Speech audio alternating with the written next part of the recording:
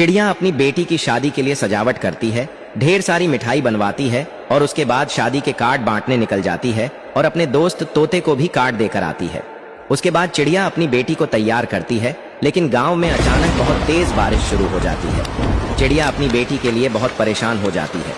बारिश की वजह से सारी सजावट भीगने लगती है। लाचार चिड़िया अकेली रो रही होती है, लेकिन तभी तोता अपने दोस्तों के साथ वहां पहुंच जाता है और एक बड़े प्लास्टिक के कवर से ढककर एक नया मंडप बना देता है, जिसके बाद चिड़िया की बेटी की शादी शांति से हो जाती है।